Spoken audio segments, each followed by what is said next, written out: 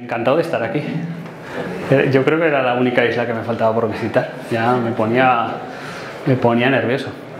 A ver qué os cuento yo, ahora para rematar, ¿no? Yo he de decir que me mola más el tema que venía anteriormente, porque lo de la poda, esto es algo que muy viejuno, ¿no? Pero bueno, es una parte esencial de nuestro cultivo. No sé dónde ponerme porque joder, tenemos justo la columna aquí. Yo no os voy a presentar nada, no quiero que miréis ahí para nada, ¿vale? Pero quiero que estéis atentos un poco a lo que yo os voy a contar, porque bueno, lo que os puedo contar de poda en una hora pues van a ser conceptos muy genéricos, ¿vale? Pero sí que quiero que nos queden claros. Antes os voy a proponer un juego, ¿vale? Hay una cosa de las que os quiero contar que no os las voy a decir aquí, ¿vale? Esto es un bonus extra, como antes en los discos viejos, ¿no? Que lo dejaba sonar y aparecía una canción por ahí. Pues esto va a ser igual. Entonces el que la quiera escuchar, el que la quiera recibir, va a tener que entrar en mi página web www.julioprieto.es, suscribirse a la newsletter y al primer correo que recibáis contestar Canarias, ¿vale? Y entonces os contestaremos con ese bonus track que es un truco bastante chulo que os implica precisamente en una poda específica para Canarias, para un clima como el que tenéis vosotros. No sé, luego pone la web por ahí, no os preocupéis. A ver, hemos hablado de cambio climático, de incremento de temperaturas, de los efectos que estos pueden tener en el suelo, en la planta, en la canopia, en el fruto, en la acidez. Claro, la respuesta está en la poda. ¿Es una posible respuesta? ¿Podemos encontrar una solución con las podas a esto? Pues bueno, os voy a dar una mala noticia, y es que igual que en los suelos habéis visto que hay muchas estrategias y hay muchos caminos para llegar a un objetivo común, que es mejorar tus suelos y con ello la rentabilidad de tus explotaciones. Hay muchas variantes. En la poda no. La poda sí que es dogma, ¿vale? La poda es norma, y el que se salte de la norma se mete a la hostia, ¿vale? Entonces hay que entender la planta. Si no entendemos la planta no sabremos podar, y si no sabemos podar nuestro viñedo se vendrá abajo. Y eso es una realidad que la hemos comprobado demasiadas veces y la estamos sufriendo demasiadas veces. Estamos sufriendo un impacto muy brutal en el sector vitivinícola mundial por pérdida de productividad en nuestros cultivos, y están asociados a la poda. Vamos otra vez a la pregunta: ¿podemos utilizar la poda como adaptación al cambio climático? Pues para mí la poda tiene que ser algo reflexivo y que podamos modular, que podamos variar.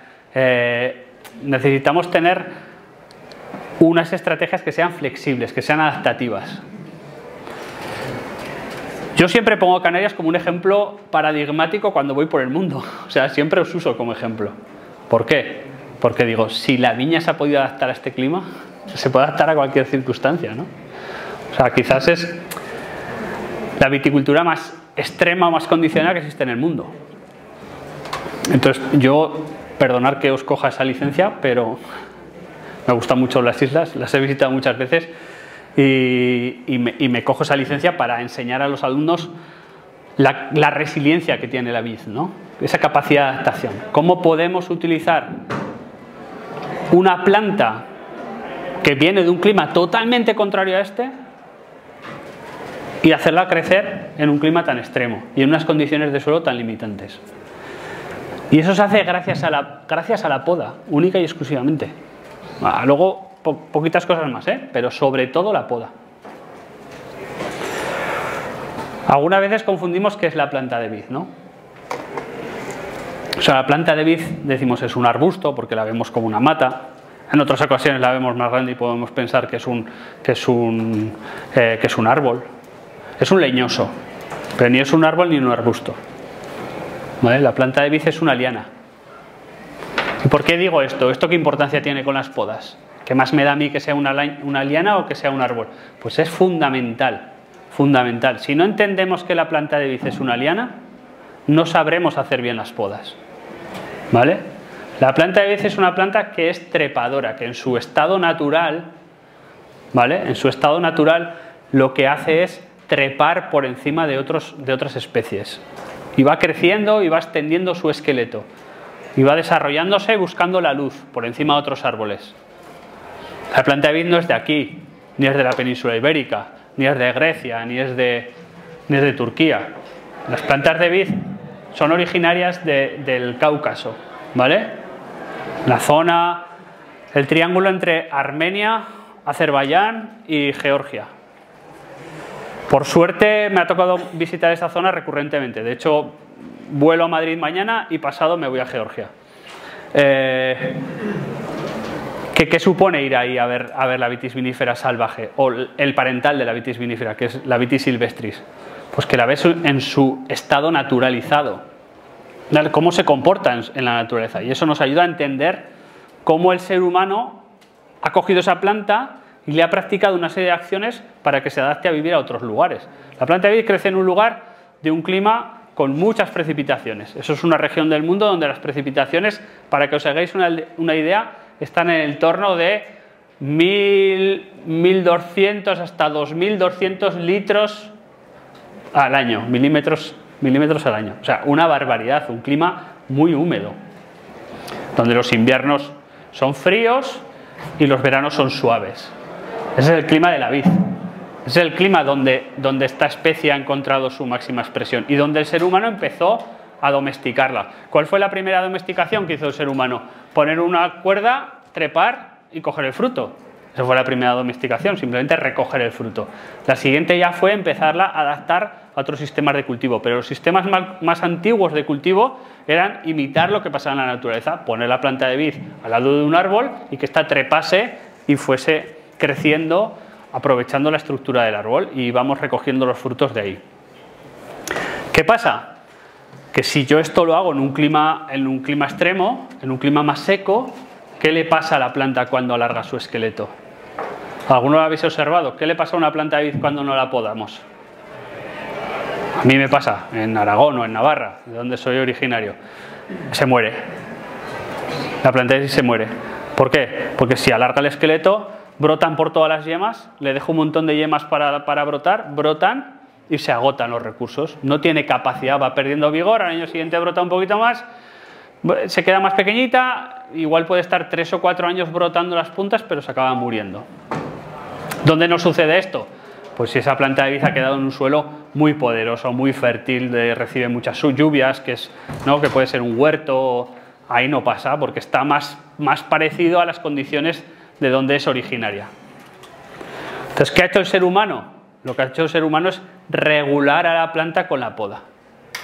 ¿Qué le estamos regulando? Su capacidad de brotación. Le estamos limitando la cantidad de yemas que dejamos. Y eso es básicamente la poda, la regulación de la planta, balancear la planta, equilibrarla, ¿no? ¿Qué estamos haciendo? Si estamos cultivando esa planta de vid en un lugar donde lleve 400 milímetros con un suelo medio, pues dices, mira, yo aquí puedo tener 12 brotes por individuo y lo que hago es dejar 12 yemas, ¿no? Sabes que esos 12 brotes pues van a crecer con un vigor moderado y que pueda continuar la planta viviendo y produciendo. Eso es en definitiva la poda. La poda es eso, la poda es la regulación de la planta, la adaptación de la planta. Si tenemos un clima más benigno en el norte de Europa, ¿qué hacemos? Podas de Guyot con varas de hasta 12 yemas, ¿no? Y dejamos 24, 48 brotes por planta. ¿Por qué? Porque el clima lo permite, va a permitir que haya una cantidad de brotes con un vigor adecuado y una producción más alta. Básicamente esto es la poda, pero a veces se nos olvida. ¿Por qué se nos olvida? Porque digamos que el sistema que tenemos en cada región lo hemos heredado y lo hemos implementado y lo hemos como dado por hecho, no lo ponemos nunca en tela de juicio. Y esto creo que es uno de los errores más fundamentales que cometemos en general en casi todos los sistemas agrarios. Que heredamos sistemas y no sabemos por qué. Simplemente aquí siempre se ha podado así, ¿no? Aquí siempre se ha labrado así. Y eso es mentira, intrínsecamente mentira. No es verdad. Os voy a decir una cosa, que igual a alguno le molesta. Lo que hacía tu abuelo no era porque era lo mejor para la planta, es porque él podía hacer eso, no podía hacer otra cosa. Y punto, ya está, se acabó. Entonces esta discusión la he tenido demasiadas veces en densidades de plantación, en cambiar los sistemas de formación, en tal. No, porque aquí siempre se ha hecho esto así. Pues es mentira. Porque hubo un cambio de paradigma muy grande que vosotros no lo habéis soportado, que fue la filoxera, y eso cambió la viticultura de todo el mundo. Entonces lo que se hace en un sitio tiene muy poco tiempo y está muy condicionado para la situación económica que había, económico-social que había en un determinado lugar. Y eso condiciona incluso las podas. ¿Qué suerte tenemos en Canarias? Pues que tenemos una herencia de sistemas de trabajo que vienen de mucho más antiguo. De mucho más antiguo que en cualquier región del mundo esto no existe. ¿Vale? Entonces hemos podido observar sistemas de poda que han desaparecido, que seguramente existían en otros lugares, pero con la filoxera desaparecieron. Porque la filoxera lo que hizo es, pues con las nuevas plantaciones, estábamos en un periodo preindustrial, lo que se hizo es empezar a ordenar, ¿no? A mecanizar, a hacer otro tipo de trabajos basados sobre todo en la pérdida de mano de obra del campo. ¿Vale? Entonces tenemos que empezar a pensar en esto. ¿Qué es la planta de vid? ¿Qué es una liana? ¿Y por qué hemos llegado hasta aquí? ¿Vale? Porque si no, acabaremos asumiendo una serie de condicionantes que nos pueden estar lastrando a nuestro sistema productivo. Otra de las cosas importantes que generan el hecho de que la planta de vid sea una liana. Os lo he comentado, lo que hace la planta es crecer los extremos, ¿no? Alargar su esqueleto, alargarse y alargarse y alargarse. ¿Esto cómo se denomina a nivel fisiológico? Ay, me han dicho que me quedase centrado en la cámara, pero bueno, que yo no puedo estar quieto, lo siento. Esto se denomina acrotonía, ¿vale? Y esto es algo de lo que sufrís mucho vosotros por el clima que tenéis, ahora os lo explicaré. La acrotonía es el arte que tiene en este caso la planta de vid para dar prioridad a la brotación de los extremos. Entender que es una liana. ¿Para qué quiere brotar las yemas que están abajo si lo que quiere es trepar y buscar la luz? Eso no lo hemos podido modificar. Eso todavía está en el ADN, en la parte evolutiva de la planta de vid. Tened en cuenta que la empezamos a domesticar la planta de vid hace 8.000 años. Que esto es relativamente muy poco tiempo, ¿no? Para poder cambiar morfológicamente, adaptativamente una planta. Entonces la planta tiene una marcada tendencia a la acrotonía, la planta de vid. Entonces cuando nosotros podamos, lo que primero brotan son siempre los extremos, ¿no? Esto es muy claro sobre todo cuando hacemos podas largas. Cuando hacemos podas cortas, que las practicamos más, sobre todo en el centro de la península ibérica, las podas a pulgar no se nota tanto porque dejo dos yemas, no hay mucha diferencia entre la brotación de la yema de orden 2 y de orden 1. Pero cuando hago una poda de varas largas, pues sí que hay mucha diferencia. Brotan primero los extremos y luego va brotando hacia atrás, ¿no? Hay casos tan graves que estamos viendo sobre todo en vuestro clima, es que brota la yema del extremo y todo lo demás no brota. ¿Vale? Esto es una acrotonía muy fuerte debido a que no hay parada vegetativa. ¿Vale? Ahora os lo explico esto. Estoy dando un poco, no sé si un poco chapa, pero necesito que entendáis por qué podamos y cómo podamos, ¿vale? Entonces, si yo os explico una técnica de podas, puedo poner aquí 4 dibujitos y no sé qué, muy bien, pero no lo habremos entendido. Como no lo habremos entendido, no lo podréis replicar nunca en el campo, ¿vale? Yo prefiero que hoy nos quedemos con esos conceptos de poda para que luego apliquéis cualquier tipo de poda en el mundo. Os podéis inventar una. La poda Pepito López, de puta madre. ¿El concepto está bien aplicado? Pues ya está, es tu poda y está adaptada a tus condiciones. Si sigue la norma, el dogma que os voy a explicar, no tendrás ningún problema. ¿Vale? Entonces, ¿qué pasa con la acrotonía? Cuando la planta de vid entra en reposo invernal, lo que hace la savia retorna a los troncos y las raíces, fundamentalmente las raíces. Hay un retorno de la nutrición que queda, del almidón que queda en los sarmientos, hay un retorno hacia atrás, ¿vale? Cuando la planta empieza a mover esos recursos en primavera porque ha empezado a calentarse el suelo, funciona además por cuestiones de temperatura de suelo. Esos recursos van progresivamente a llenar la punta y luego hacia atrás. Cuando yo no tengo esa parada, ¿vale? Porque no hay bajada de la temperatura del suelo y entonces no hay esa parada, los recursos no van hacia atrás y luego hacia adelante, los recursos están adelante. Entonces cuando yo podo, siguen adelante. Entonces sigue brotando la yema del extremo y las de atrás quedan inhibidas. Quedan inhibidas por un efecto hormonal, ¿vale? Es un efecto hormonal. ¿Qué dice la planta? Las señales que marca, ¿eh? La planta no dice, ni deja de decir, ni tiene inteligencia. Tiene una capacidad, tiene una adaptación a unas circunstancias. La señal que manda el brote de atrás es: yo segrego una hormona para que las yemas que hay por debajo no broten. Porque aquí la prioridad que es buscar la luz, y la luz está arriba del árbol. Porque soy una liana. Y tú dices, pero si yo la tengo aquí, ya, pero es una liana, lo siento mucho. Tú la tienes aquí chiquitita y tal, y la quieres tener recogida y que no se te alargue, pero eso es una liana. Entonces, pues tiene esos mecanismos de desarrollo. Entonces, esto lo tenemos que tener muy claro para poder saber cómo tenemos que podar, ¿vale? Entonces, ya hemos visto dos aspectos importantes de por qué podamos, ¿vale? Podamos para regular la crotonía y podamos para equilibrar la planta, ¿vale? Porque si no equilibramos la planta, lo que hemos dicho al principio, la planta se nos va a morir, se nos va a secar, porque va a tirar tantos recursos que no los va a poder llevar, ¿vale? Porque la planta de vid no sabe que está plantada aquí, ¿vale? Sigue siendo ese material genético que vino del Cáucaso. ¿Entendéis hasta aquí? ¿Vale? Entonces ya tenemos claro cuáles son nuestros objetivos con la poda. Vamos a empezarlos a marcar. Ahora está, ¿cómo podamos?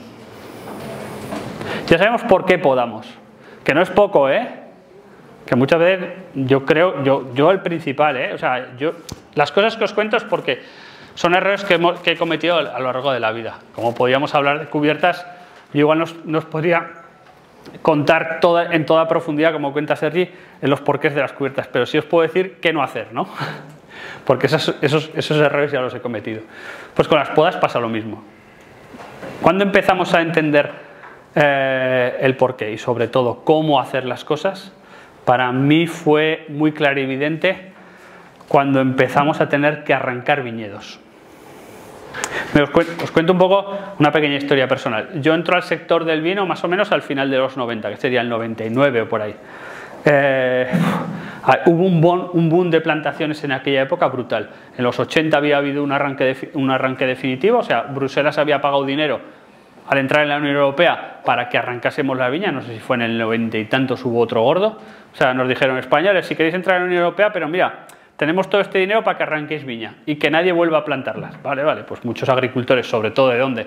De las zonas más complicadas de las montañas, de las sierras, de tal, pues fueron los que se acogieron al arranque, arrancaron las viñas y las abandonaron. Pero a la vez nos dijeron: pero tenemos todo este montón de dinero para que modernicéis el viñedo, ¿no? ¿Y qué es eso de modernizar? No, pues para que pongáis hierros, espalderas, no sé qué. Ah, bueno, pues esto es la modernidad, venga. Y encima nos pagáis, ¿no? Va, de puta madre.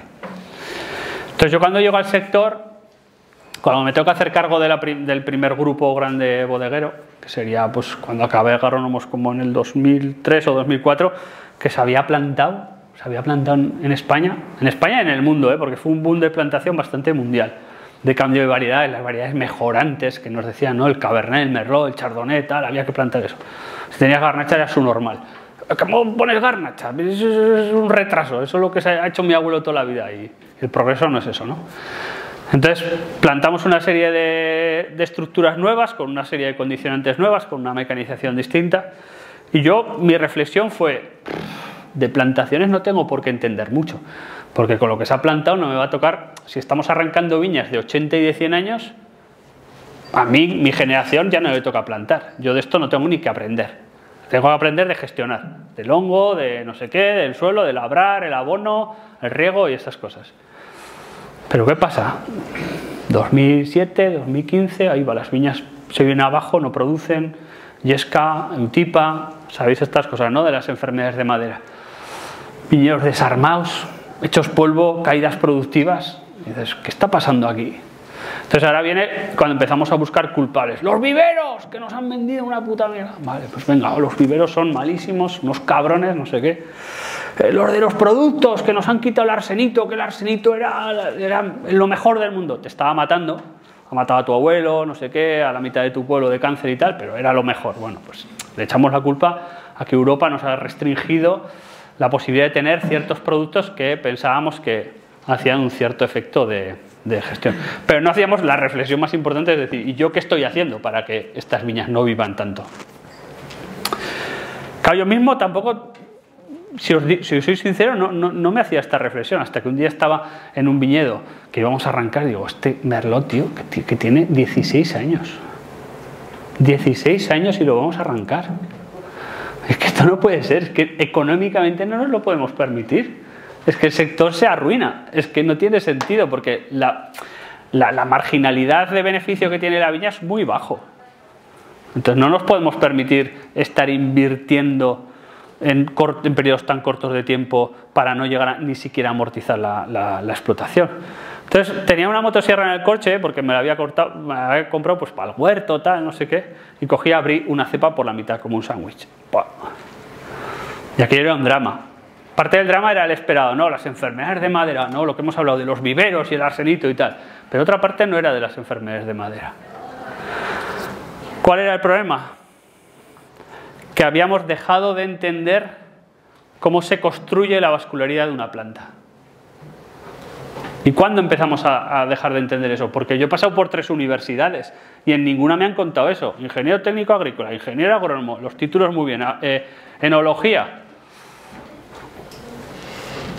A mí nadie me había explicado nada de la poda, de la vascularidad. A mí me habían explicado de riegos, del abonado, de la canopia, de la evapotranspiración, de conceptos hormonales, tal. Pero las cosas más fundamentales no os habían explicado. ¿En dónde perdimos ese conocimiento? ¿O es que no existía?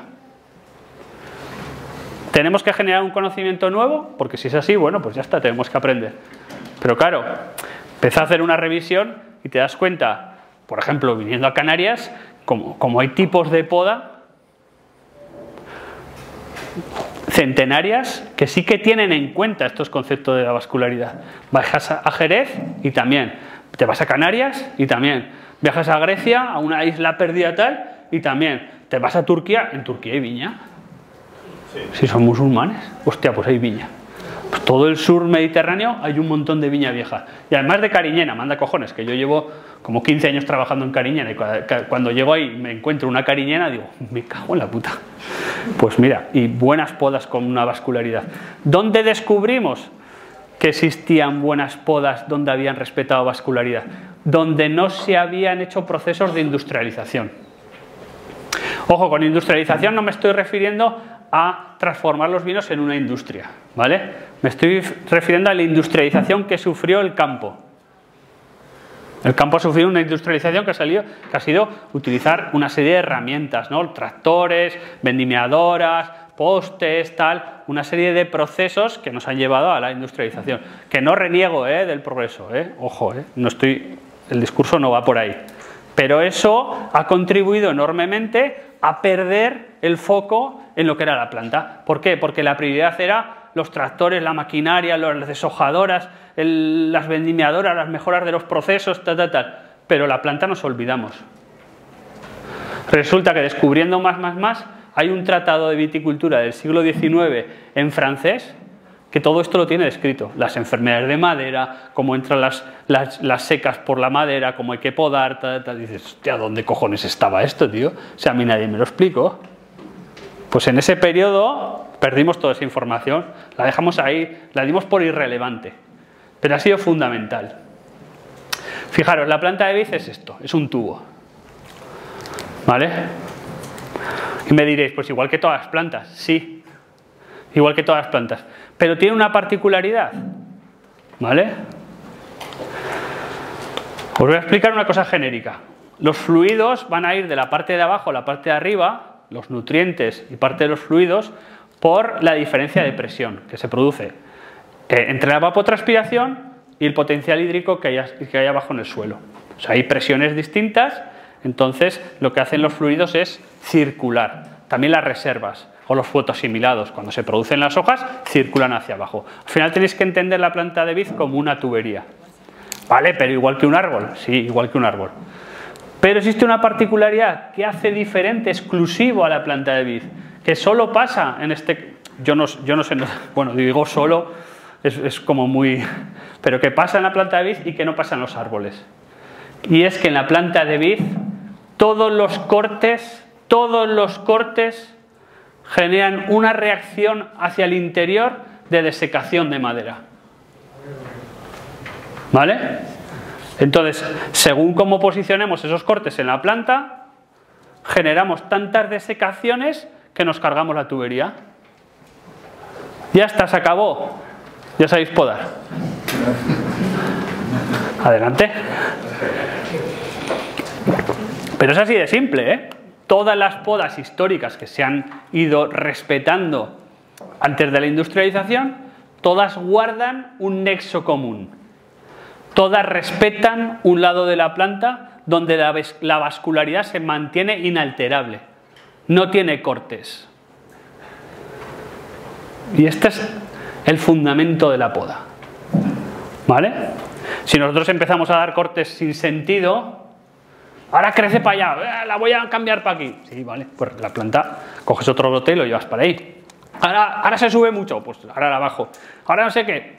Pero todo eso tiene un peaje.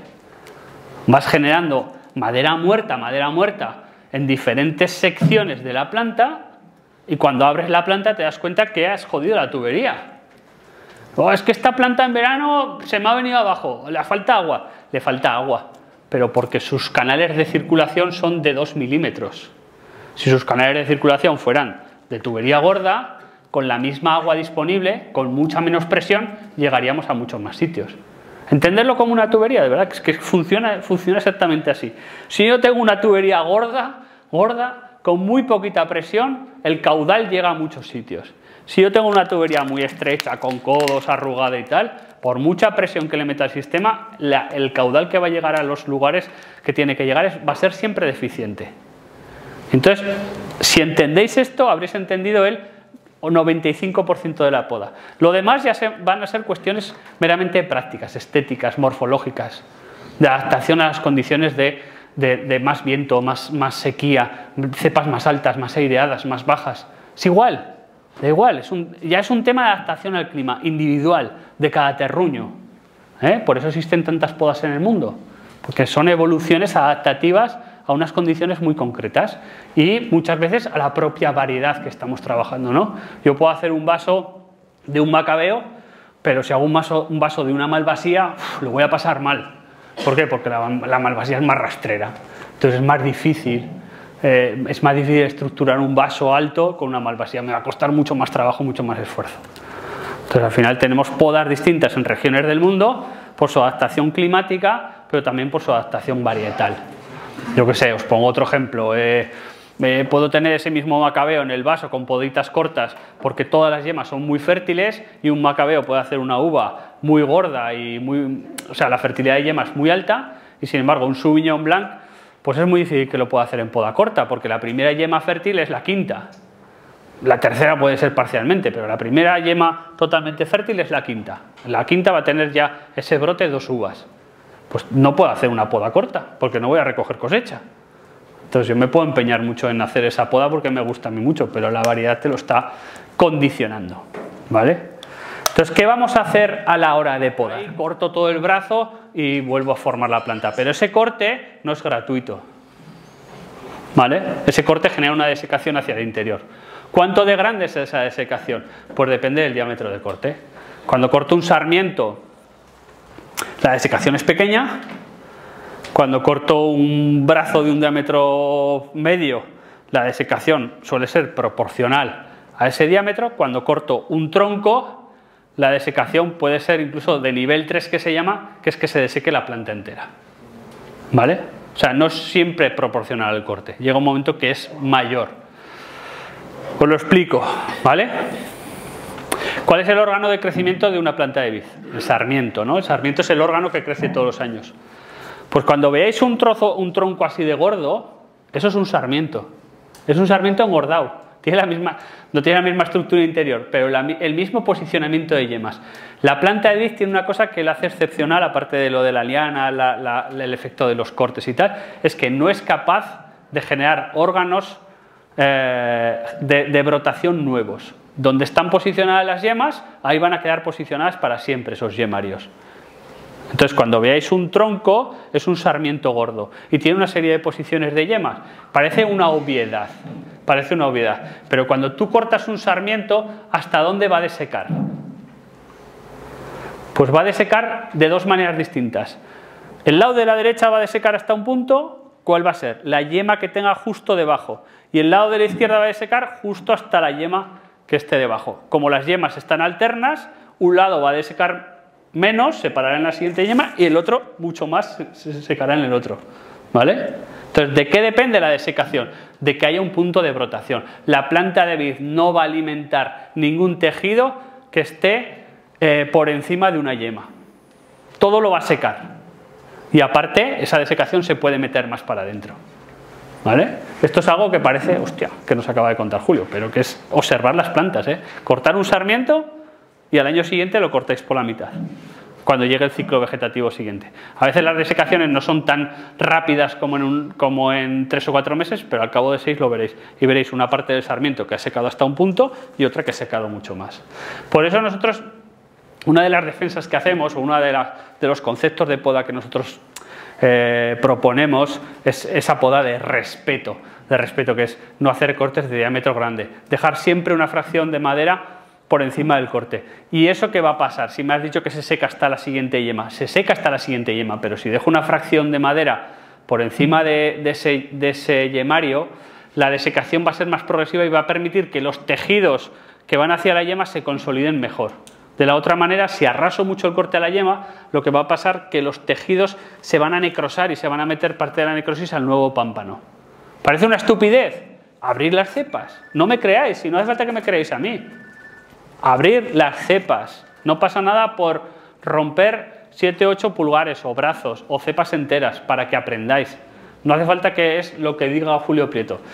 Pero vamos, si queréis ahorraros el trabajo, pasa siempre. Y esta discusión la hemos tenido muchas veces. Y al final, ¿qué me llevo yo? La puta motosierra en el coche para acabar las discusiones. Empezamos el curso aquí, vamos a la planta. No, pero esto aquí no pasa porque mi clima, no sé qué. Trae la puta motosierra. ¡Bum! Vale, ¿pasa en tu planta? No, sí, hostia, ¿qué habías dicho en clase? Bueno, pues igual teníamos que haber empezado por ahí, ¿no? Porque entonces es cuando la gente te empieza a escuchar. Cuando se da cuenta que en su viña también está pasando. Me ha pasado en todos los países del mundo, da igual. ¿Qué es la vitis vinífera?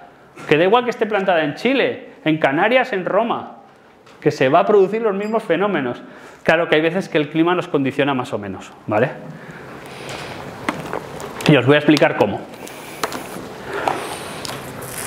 ¿El clima va a influir que las desecaciones sean mayores o menores? No, pero sí que va a influir en los patógenos que van detrás de las desecaciones. Lo que ya sabemos es que los patógenos vienen a alimentarse de la madera muerta y a partir de ahí entran en nuestra planta. Si nosotros podamos con mucha madera muerta, tenemos mucha madera muerta en la parte superficial de la planta y tenemos una mala vascularidad, los patógenos van a entrar y al final van a ir por el torrente de la savia y me van a colapsar mi planta. Entonces, más rápidamente mi planta se va a venir abajo y va a dejar de ser productiva. Y entonces, ¿qué sucede? Que en los climas cálidos y húmedos, tenemos el mar ahí cálido, pues hombre, ayer yo estaba a 2 grados en mi viña y hoy estamos aquí en camiseta, pues sí, cálido, en comparación con... ¿Qué pasa? Que los hongos saprófitos, los que se alimentan de la madera muerta, están más activos. ¿Dónde no hay muchos problemas de enfermedades de madera? Pues, por ejemplo, en la Sierra de Gredos, en medio del sistema de la meseta de España. ¿Por qué? Estamos con viñedos a 1200 metros de altura, en una sierra seca del medio de la meseta, muy fría. Entonces tú haces la poda siempre en unas condiciones de temperaturas muy bajas, con una humedad relativa muy baja. Es muy difícil las infecciones por enfermedad de madera. ¿No se producen desecaciones? Claro que se producen. ¿No se mueren brazos y se colapsan plantas porque hay una mala vascularidad? Sí que se produce. Pero el impacto de las enfermedades de madera, o sea, lo que llega después, que me acelera todo este proceso, como son las yescas, las eutipas y tal, es más lento. ¿Dónde se produce un efecto mucho más rápido? Pues siempre en las costas. En el Penedés, en Galicia, en Canarias, porque tengo un clima más suave, más humedad relativa. Los hongos, ya os he puesto aquí, los hongos del suelo, casi todos los hongos se desarrollan muy bien en esos rangos de temperatura, ¿no? Entonces, ahí tenemos el riesgo. ¿Tenemos mayor riesgo? Pues tenemos que tener todavía más capacidad de hacer una poda de calidad y de hacer métodos profilácticos para que esos hongos, si llegan, no se puedan desarrollar encima de nuestra planta, ¿no? Trae una necesidad. ¿Cómo voy, jefe? 15, muy bien. Vale, entendida la poda. ¿Cómo puedo utilizarla como herramienta de adaptación climática? Cuando estamos podando, estamos definiendo no solo la capacidad productiva de la planta, la carga, estamos definiendo la arquitectura de la planta. Uno de los errores más garrafales que hemos cometido en la viticultura mundial es coger un modelo vitícola muy concreto, que es el modelo de Burdeos, e intentarlo replicar en todas las regiones del mundo. Eso es una estupidez supina. O sea, eso funciona ahí, para las variedades que tienen ahí, para el clima que tienen ahí. Un clima húmedo, de suelos arenosos, con humedad de mar, con una maduración muy relativa, en una zona muy concreta. Cuando solo lo hemos intentado extrapolar a otros climas, pues resulta que no funciona, porque hacemos exposiciones muy verticales, mucha radiación solar, mucha exposición del sol al racimo, muchas quemaduras, etcétera, etcétera. Pues ¿por qué seguimos haciéndolo, Dios mío? ¿Por qué? Es que no hay otra manera de trabajar. No somos capaces de reflexionar acerca de otro tipo de poda, ¿vale? Entonces, la poda nos está definiendo la arquitectura. ¿Qué arquitectura necesito yo? Vamos a analizar todos los aspectos relacionados con mis condiciones. Primero, ¿qué vino quiero hacer? ¿Vale? Esta es la primera reflexión. Yo puedo querer hacer un... Bueno, luego habrá que ver si ese vino se puede crear en tus situaciones. Pero primero tener en la mente eso, no al revés, ¿no? No, oye, yo tengo esto, pues voy a ver qué vino sale. Pues igual tu vino que sale nadie lo quiere. Lo siento mucho. Hostia, es muy bonito, de una variedad muy arcaica, no sé qué, pero no se puede ni beber. Y el vino tiene que ser placentero y tiene que generar placer. Y si no genera placer, nadie lo va a querer. Ya está. Entonces, ¿cuáles son mis condiciones para crear eso? Tengo un clima, tengo un suelo, tengo un viento. Ya lo ha dicho el compañero en la primera ponencia, ¿no? Tengo una serie de condicionantes. Vamos a utilizar esas condicionantes para diseñar una arquitectura de plantación que me facilite el desarrollo de la planta y producir esa uva que yo necesito para hacer ese vino con los menores impactos posibles. ¿Tengo mucha radiación?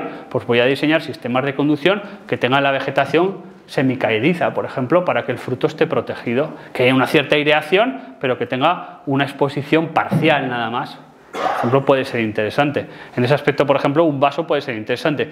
Pero es que tengo viento y el vaso lo rompe el viento. Vale, pues vamos a ver cómo se pueden hacer sistemas semi-apoyados de un vaso para que eso sea adaptable a una situación de viento. Pues le podamos dar la vuelta.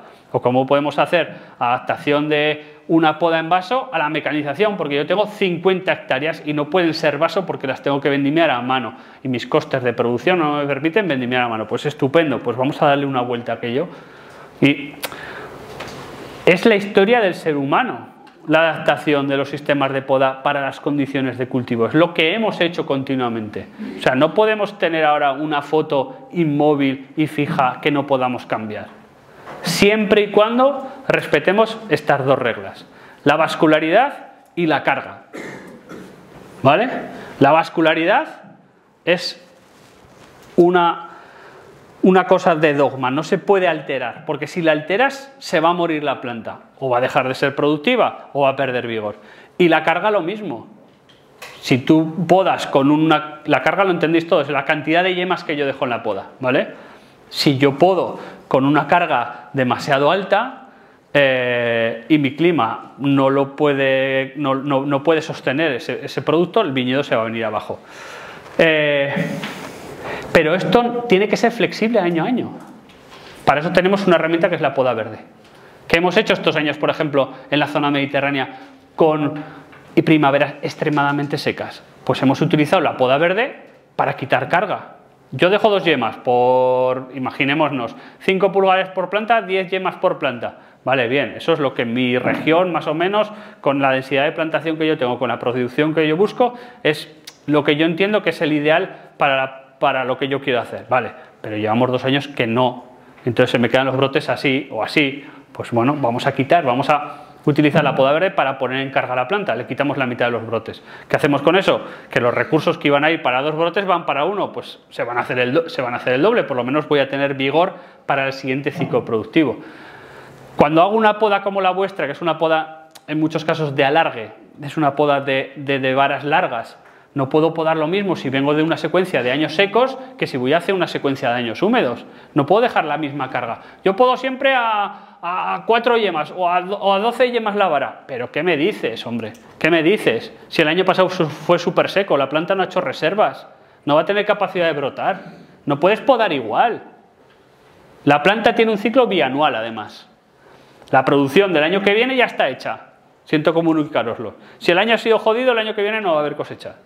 Y esto es así, porque la yema se está diferenciando en el año de producción y brotará el año siguiente y brotará en virtud de las reservas que ha sido capaz de acumular en el otoño y la diferenciación celular que pudo hacer en verano en función de los recursos que tuvo. Pues eso hay que leerlo. Eso es una modernidad. Eso es... Mira, Rabat, que fue un bitólogo francés de estos que pelearon contra la filosera, ya creó un índice de Rabat en el siglo XIX. Fíjate, es que es súper moderno. Todo lo que os cuento es súper moderno. Por eso digo, a mí ya me aburre un poco hablar de podas, porque es que como si buceamos un poco, pues Rabat ya tenía un método. Decía, tanta cosecha tengo, tanta cantidad de volumen de leña tengo, pues esto es un viñedo equilibrado. El valor, mira, es muy fácil, la fórmula. Kilos de cosecha, partido entre kilos de madera de poda y me da una cifra. Si estoy entre 5 o 7, el viñedo está equilibrado, sigue podándolo igual. Si estoy por encima de 7, quiere decir que para la cosecha que yo he tenido no tengo poda, tengo muy poca madera. Si sigo podando igual, mi viñedo se va a desvigorizar, lo voy a acabar matando. Ostras, pues le vas a tener que quitar carga. Lo siento mucho. No, pero es que yo quiero coger no sé cuántos kilos, pero que no puedes. Lo siento. Si lo haces, te vas a cargar la planta. Es mejor que la recuperes y ya volveremos a recuperar la capacidad productiva. Al revés, también nos pasa en muchas situaciones. Tengo niveles, ese número de Rabat que me da son niveles muy bajos. ¿Qué quiere decir? Que tengo mucha madera de poda y poca producción. Tengo un viñedo hipervigorizado. Lo que tengo que hacer es dejarle más carga. Gente que dice, es que yo no quiero más cosecha, pues ya la tirarás luego al suelo si quieres. Pero le tienes que dejar más carga, es la manera de regularla. Bueno, le puedes dejar hierba también, ¿vale? Pero tienes que hacer una técnica para bajar vigor, porque estás perdiendo recursos. Entonces, estas son las técnicas que nosotros podemos utilizar para adaptarnos al cambio de clima. Cambios de la morfología de la planta, podemos modificarla, podemos cambiar la forma de manejar. Luego, habría que hablar mucho de técnicas de manejo de vegetación, ¿vale? De lo que es manejo, tal, pero hoy no nos vamos a meter con eso. Pero con la poda puedo cambiar la morfología y luego gestionar la carga.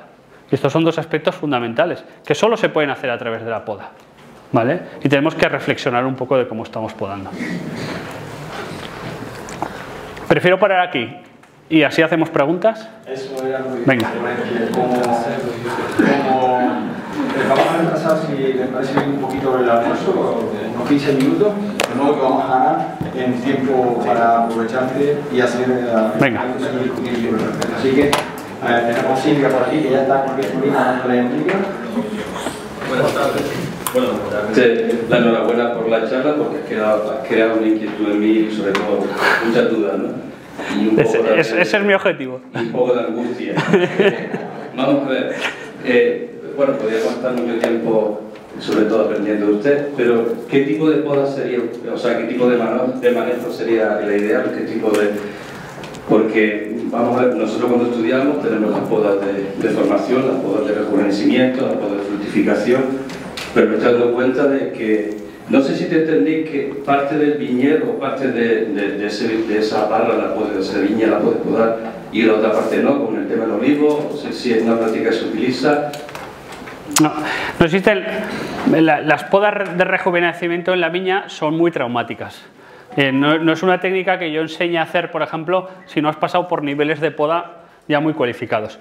¿Por qué te digo esto? Porque yo puedo tener un brote yo puedo tener un brote en el tronco, la parte de arriba estar enferma y digo, joder, pues este brote me salva la cepa, ¿no? Corto el tronco y dejo ese brote. Pero eso, os he dicho que puede generar un impacto del tipo 3, que es de secar el tronco entero. Y es lo que siempre se produce. Entonces, tienes la planta viva un tiempo, pero cuando esa desecación baja, que va a bajar, te acabas cargando la cepa. Eso solo se puede hacer cuando ese brote que tú has dejado el brote se va configurando un pequeño brazo, tiene una diferencia de diámetro menor a 3 con respecto al tronco principal. ¿Vale? Os explico un poco. Si la planta de vid pierde el flujo de savia en el circuito principal, deseca todo. Si tiene un flujo alternativo suficientemente grande, puede repartir el flujo de savia y esa desecación se va a producir de una manera más baja. Entonces, todas las mutilaciones que se hacen en una planta de vid, si no se hacen con un criterio muy, muy fino, generan un impacto que al final llevan a la muerte. Entonces, no hace falta hacer podas de rejuvenecimiento de un viñedo si no has tenido daños por impacto de algún tipo. O sea, el problema es cuando hemos podado mal y tenemos esa parte muerta que tenemos que recuperar, ¿vale? Pero si tú has podado bien, si la estructura de crecimiento está bien diseñada, la estructura de crecimiento se refiere a que hay una parte de la planta, un lado de la planta en el que nunca tiene que haber cortes. Eso no quiere decir que no se pode, sino que los cortes están posicionados en el otro. Esto es lo que en Jerez denominan de una manera muy bonita la carrera de verdes y la carrera de secos. Hay una parte de la planta que crece, tú imagínate el pulgar de un cordón royal, ¿vale? Yo tengo un pulgar y corto el de arriba, por ejemplo, el sarmiento de arriba, y dejo el de abajo, y el de abajo le hago un corte. Pues yo ya he definido un plano de cortes, el corte está a mi derecha. Al año que viene tengo que quitar el del lado de derecho, me da igual que sea el de arriba o el de abajo, pero el del lado de derecho, porque como le meta un corte al otro lado, ese pulgar ya ha quedado entre dos cortes, con lo cual esa madera le va a limitar su posible desarrollo. Ya ha perdido dos planos de crecimiento. Sin embargo, si yo posiciono todos los cortes en el mismo lado, la otra parte va creciendo su estructura y tiene una tubería perfecta. Entonces da igual cualquier tipo de poda, que siempre tienes que mantener esa estructura sin cortes, digamos, con los cortes siempre en un plano, ¿vale? Igual se entiende mejor así. Hola. Hola. Un comentario, una pregunta. Aquí las parras viejas no se sé si no las podas. Yo conozco parras de sin podar 40 años, están muy débiles, pero no se sé. Luego es una pregunta concreta. Aquí llevamos 2 años de sequía, las parras están muy débiles, la mayoría no tienen riego. Algunas las hemos empezado a regar este año y todavía con el calor que hace no hacen parada vegetativa. ¿Recomendaría seguir regando, alargando el riego lo más posible o cortar el riego para ahí depende del estatus vegetativo que tenga, o sea, cómo está la vegetación, ¿vale? están débiles en general? Entonces es mejor que pare, porque si no para, las puntas siguen brotando y estás tirando recursos que los vas a podar. Digamos que ese sarmiento está lleno de almidón y no lo vas a recuperar para la brotación del año que viene. Entonces estás forzando el debilitamiento. Esto es muy típico los años que la planta acaba el ciclo muy, muy débil, ¿vale? La recuperación post cosecha es súper importante, ¿vale? Porque es la que va a condicionar la capacidad de brotación del año que viene. No la capacidad fructífera, que eso se produce antes, pero la capacidad de brotación. Tened en cuenta que desde brotación hasta prácticamente floración, la planta hace ese ciclo con sus reservas, no con lo que le eches, ¿eh? De hecho, lo hemos podido comprobar este año en el Mediterráneo. Estábamos regando, porque las viñas estaban así, daba igual. No hacían nada porque estaban tirando las reservas del año anterior, que fue dramático. Entonces es muy importante la recuperación post cosecha. Si tú después de vendimia las riegas, las recuperas y tal, pero llega un momento que tienes que forzar la parada. De hecho, no te deberían crecer si estaban bien balanceadas. Lo que pasa es que a ti te crecen porque están muy débiles y como no tienes reservas, brota para intentar hacer un ciclo nuevo. Otra cosa que podemos, y luego si tu canopia, si tu masa vegetativa ya está hecha a polvo, no sigas regando porque no tiene capacidad esa hoja de hacer nada. No está haciendo reservas. Otra cosa que tenemos que hacer a veces aquí es forzar esa parada vegetativa. Y eso no es fácil, porque tú le puedes decir ¡fuerza! Pero la planta tiene un clima bueno y no para, ¿no? Entonces, eso hay que hacerlo a veces químicamente, ¿vale? Hay que tirar productos para que la planta tire toda su hoja y simulemos una parada fisiológica. Se puede hacer con productos hormonales o se puede hacer con productos de base nítrica o fosfórica ácidos, ¿vale? Para quemar toda la canopia y que la planta tire su hoja y mejoramos bastante luego la fertilidad de esas yemas al año siguiente. Pero incluso habría que plantearnos, como ya se ha dicho aquí, que igual si seguimos acumulando gradiente de temperatura, tenemos gradiente para hacer 2 ciclos productivos. Claro, entonces en tu caso, por ejemplo, es decir, yo tengo, pues como pasa en las zonas de Brasil donde hacen viticultura, claro, pero lo que pasa es que ahí tienen mucha agua. Esto solo se puede hacer si hay mucha agua. Si tuviéramos una disponibilidad hídrica muy alta, podríamos pensar en, acaba la vendimia, podo, otra brotación, otro ciclo productivo, y haremos 2 vendimias al año, pero hace falta mucha agua. No tenemos esos recursos nosotros, entonces no nos queda otra que adaptarnos con estas técnicas.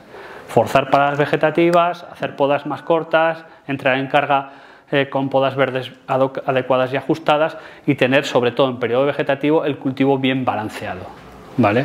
Eso, tanto en parras adultas como en nuevas plantaciones. Sí. Las nuevas plantaciones también para ti. Es mucho más crítico en nuevas plantaciones, todavía más crítico. Todavía más crítico, pero casi todo para ti. Sí, sí, porque la no lignificación de la madera te puede llevar a que en un momento de estrés esa madera verde se muera, se quede seca, se quede hueca. Eso es muy crítico porque te juegas la plantación. Sí que es verdad que vosotros tenéis como una ventaja con respecto al mundo, que es que podéis echar un sarmiento al suelo y es como reproducís y así tenéis una parra enseguida.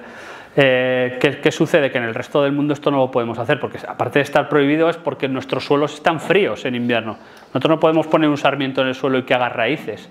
A vosotros os pasa porque la temperatura del suelo está por encima de 18 grados. Si no, la planta de vid no hace raíces.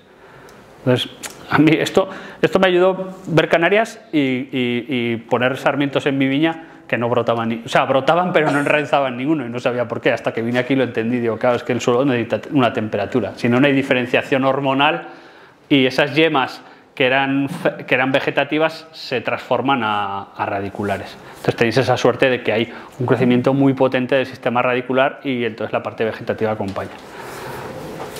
Bueno, más por ahí.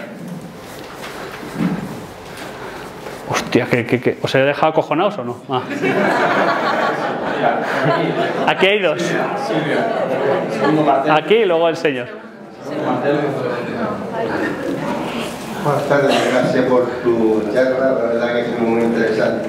Mi pregunta, bueno, son 2 preguntas, ¿no? La primera es cuando cortas, lo que cortas dejaría madera, y la segunda es tema de producción, ¿no? O sea, perdón, tema de formación, porque si tienes una planta muy curvada para que llegue la savia, y si tienes una planta pequeña, aunque no tenga mucha fuerza, ¿qué diría? La planta pequeña y cortaría la grande si no tiene formación.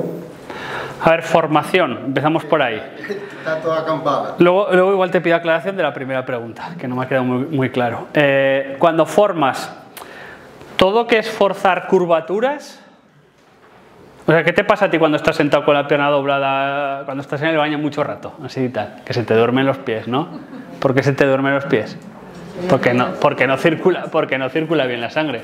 Si yo doblo forzando mucho, ¿qué le va a pasar a esa parte? Si yo doblo así, ¿qué le va a pasar a esta parte de la savia? Que ahí no va a circular. Ya no va a circular, no circula bien. Entonces, nunca buscamos conducciones dobladas. De hecho, a veces, lo ideal, muchas veces, cuando generas una estructura de emparrado, es a veces trabajar con 2 troncos y formar uno para cada lado, para no forzar mucho las curvaturas. Y repartes mucho mejor los recursos que con un solo tronco. Y me permite reformar en caso de accidente, me permite reformar estructuras. Entonces es mucho más interesante. En el tema de vigor, nunca formamos estructuras fijas con sarmientos por debajo del grosor de un boli gordo, un poco más de esto. Nunca hago esas cosas, nunca fuerzo a formar con sarmientos muy estrechos. ¿Por qué? Porque eso me va a generar entradas en productivos de estructuras que son muy débiles, con lo cual mi viñedo se derrumba. Uno de los aspectos del envejecimiento prematuro de muchos viñedos es meterlos en producción demasiado pronto. Si tengo que tirar un año para atrás y volver a podar abajo y volver a coger fuerza ese viñedo, vuelvo un año para atrás. Es preferible un año para atrás y tener 20 más de producción que tener un año para adelante y tener un año de producción. Esto lo hemos visto demasiadas veces. Mira, os voy a contar una historia. Trabajo en un viñedo en Zaragoza, no sé si conocéis la denominación Calatayud, que fue una de las denominaciones más grandes de España, pero ahora está prácticamente extinguida. Llegó a tener 42.000 hectáreas de viña, y ahí yo creo que no pasa ni de las 3.000. Ahí tengo un cliente que les va muy bien a nivel de ventas y tal, y un viñedo que estamos reformando. Arrancamos un merlot, hemos plantado una garnacha, hemos hecho una poda distinta. El primer año forzamos un poquito la formación hacia arriba para evitar los daños por conejo, porque está habiendo una plaga importante de conejos, entonces lo que queríamos era escapar del suelo y tener que estar haciendo muchas medidas de control del conejo. Pero claro, aquel año que no tenía que entrar en producción, entró la viña en producción y había una cosecha espectacular, entonces yo la orden fue tirar toda la cosecha al suelo. Y vino el abuelo, el padre del proyecto, que ya está un poco como retirado, pero de vez en cuando se da una vuelta por las viñas y me dice: pero Julio, pero esto cómo, pero qué barbaridad, tirar agua al suelo. Pero estaba el hombre casi llorando. Y le digo: joder, pero es que lo que queremos es que no te pase como que los viñedos no se envejezcan pronto, que hemos tenido que arrancar una viña que no tenía ni 20 años y tal. Pero si la cosecha, si la primera cosecha, dice... Y conforme me iba hablando, el hombre se iba dando cuenta y me dice: pues si la viña que arrancamos de aquí, el primer año le cogimos un cosechón tremendo, buenísimo, no sé qué, no sé cuántos, una calidad, un montón de kilos. Y le digo: ¿y cuántos años más volviste a repetir esa cosecha? Y se queda el hombre helado y dice: nunca más volvimos a cogerlo. Entonces se giró al equipo y dijo: toda la agua al suelo. Pero en no sé qué años tendrá Juan, 80 años. No había hecho esa reflexión él. Iba a volver a cometer el mismo error. ¿Entendéis por dónde voy? Entonces las formaciones son súper importantes. Despacio, tiempo, que la planta estructura, haga raíces, haga estructura, porque eso es lo que nos da futuro. Y luego, con respecto a la primera pregunta, que me refiero, entiendo que es dejar un trocito de madera. Tú vas a diseñar, o sea, cuando tú vas a desechar, o sea, tú tienes lo vas a quitar, porque lo puedes quitar todo con la poda, ¿no? O sea, cuando empieza la poda, una vara que vas a quitar, ¿arrente o deja un taco para...? Mira, nunca ras. Nunca ras. Os he dicho, la planta de vid deseca siempre hacia el interior. Siempre. Pero no deseca igual si debajo tiene un yemario o no tiene un yemario. Cuando quito un sarmiento, a mí me explicaban siempre: no, mocé, en mi tierra se dice eso, o muete, también se dice, ¿no? Es decir, crío o chico. Mocé, no dejes nunca nada, arras siempre. Y de hecho te enseñaban a utilizar la tijera para rebañar siempre el corte y quitar la corteza de abajo. A ver, luego con el tiempo los he entendido a los señores que íbamos al campo con él, porque lo que no querían era tener trabajo en primavera, que de ahí pudiera brotar algo y tener que tener esa faena. ¿Qué pasa cuando hago un corte a ras? Cuando hago un corte a ras y no dejo ningún órgano de yemarios debajo, la desecación es mucho más potente, ¿vale? Cuando quitamos cualquier sarmiento, el sarmiento del año genera muy poca desecación. Pero si dejamos la corona, no hace falta que dejes un taco, ¿eh? Cuando estamos hablando de sarmiento de un año, ¿eh? Lo otro ya son estructuras más complicadas. Pero cuando quito el sarmiento del año, tú apoyas bien el gavilán, lo apoyas en el sarmiento y cortas, siempre se va a quedar 1 milímetro de corte. Ese milímetro está lleno de yemario, eso es un yemario, ¿vale? Están las yemas ciegas, las casqueras, y luego están las yemas de corona. Pues ahí se queda una red de yemas de corona. Que la planta, aunque no brote, siempre las va a mantener nutridas, por si el día de mañana las necesita. Al mantener nutridas esa corona de yemas, la desecación es muy bajita, porque siempre llegan los recursos ahí. Entonces, nunca hacer cortes a ras, ¿vale? Hay una pregunta aquí atrás. Sí, ya. Vale, yo quería volver un poco al pasado, ¿no? Cuando hablabas de la vid en su estado natural, me interesa ese tema, y también nombrabas que en el Cáucaso como una zona de mucha lluvia, ¿no? Yo no sé si has hecho la reflexión de ese sistema y llevarlo a otro lugar, como pudiera ser este. Y quería saber si todavía hay viñas allí, si hay explotaciones que estén de esa manera, no explotaciones o cultivos familiares, lo que sea, ¿no? Que la viña se engancha en un árbol. Se puede encontrar un poquito más de eso y a lo mejor dar algún dato para buscarlo, porque yo llevo mucho tiempo buscando acerca de eso información y me ha costado muchísimo, ¿no? Entonces me gustaría tener algo que leer o algo que... Que leer no lo sé, yo he estado ahí, en Abjasia, pero es una república autodenominada independiente prorrusa que es muy difícil llegar. Vamos con Naciones Unidas cuando vamos a hacer cosas ahí. Entonces es muy difícil. Pero existe de una manera anecdótica, ¿eh? Existe, porque normalmente lo que encuentran no son vitis viníferas, son silvestris, ¿vale? Y no existe como una manera, digamos, una explotación económica. Están ahí las vitis, siguen teniendo las cuerditas para el turismo y tal, y les enseñan cómo se cultivaba. Hay una región en Portugal, creo, ahora no me acuerdo el nombre, que todavía queda una cosa híbrida de aquellas prerrománicas, que hacían ese cultivo mixto de la viña y tal. Pero sí que las podan, parcialmente. Sí que las podan. El problema de la adaptación a nuestro clima, por ejemplo, hacer eso aquí, es que necesitarías recursos hídricos muy grandes. Ha dicho el compañero, las parras viejas no se secan, pero están muy débiles. Yo también conozco parras que no se podan, que no se secan, pero con producciones muy bajas, brotes muy pequeñitos y tal. Entonces necesitarías irrigaciones muy potentes para mantener toda esa estructura, ¿vale? Entonces, y tener una estructura de soporte que te permitirá siempre el crecimiento. Entonces, no puede ser curioso, pero no sé si es rentable. O sea, a nivel de proyecto económico, no sé hasta qué punto eso tiene cierta rentabilidad. Tenemos por aquí otra pregunta. Sí. Y vamos concluyendo para... Buenas tardes. En primer lugar, enhorabuena por la ponencia, que ha sido muy interesante. Y quería preguntar, como también ha comentado, que es una de las cosas también que me ha después un poco, es cuando está comentando en el tipo de poda de rollar, ¿Sí? doble, en este caso, por ejemplo, doble, al hacer la poda en el pulgar, lo normal, o siempre se ha hecho, es realmente cuando ya se tiene un cierto, bastante ya madera vieja, es intentar aprovechar una yema casquera para renovar. Sí. Usted en este caso está diciendo que sería mejor dejar el lubero o el pulgar que siga caminando, sí. O sea, nunca renovar. Sí, no lo digo yo, abre una... Abre... pero mira, que esta es una reflexión muy bonita. Coge una cepa de las que se han hecho rebajes y la cortas por la mitad y a ver qué está pasando. Eso es un drama. Es interesante. Es una mutilación tan bestia que acabas con la planta. Entonces es una práctica muy habitual, es la poda típica que hemos ido haciendo. Tú podas 4 o 5 años y cuando hay un brote al lado tal, ¡buah! Aprovecho, qué bueno está. Mirad, es una cosa que no os he contado, ¿vale? Y aprovecho ahora y si queréis con esto lo dejamos. Las tijeras de poda es un invento súper moderno, que han condicionado toda la poda de la vid. Antes no se podaba con una tijera de podar, entonces las podas eran mucho más reflexivas, porque solo podías cortar un sarmiento, ibas con un ocete, un podón, ¿no? En diferentes regiones del mundo hay diferentes adaptaciones, pero más o menos era un ocete, incluso muchas veces con el mismo ocete de vendimia, un poquito más grande a veces, era con lo que se podaba. Entonces tú ahí no puedes cortar más que sarmiento del año, entonces ¿qué cojones vas a hacer rebajes si no puedes? ¿Vale? Entonces las podas eran reflexivas, eran siempre de alargue y no pasaba nada y podía estar una planta, y aquí lo tenemos, plantas produciendo 400 años y no pasaba nada.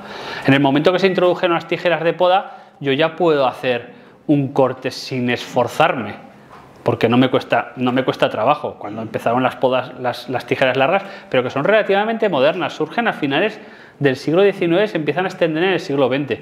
Cuando llegan las tijeras eléctricas, aquello es un drama. Las tijeras eléctricas y neumáticas supusieron un drama, porque me cuesta cero esfuerzo, me cuesta lo mismo cortar un sarmiento casi que un brazo así. Entonces, lo único que gastaría antes es la batería. Ya está, se acabó. Y eso ha supuesto un drama grandísimo. A nadie que le enseñe a podar yo le doy unas tijeras eléctricas. Que se reviente la mano. Que se reviente la mano, porque al cuarto corte que ha dado gordo, les llevo con una de mano, yo no puedo así ni de loco, pero claro, al final te das cuenta que vas buscando el corte fácil, el corte que no te genera esfuerzo, porque si no el tercer o cuarto corte te quieres ir para casa. Entonces es un cambio de paradigma tan grande supuso, y reflexivo totalmente, solo la herramienta mecánica, que hemos hecho este tipo de cosas, estas barbaridades como ha sido el rebaje, ¿no? ¿Listos? Sí. Muchas gracias.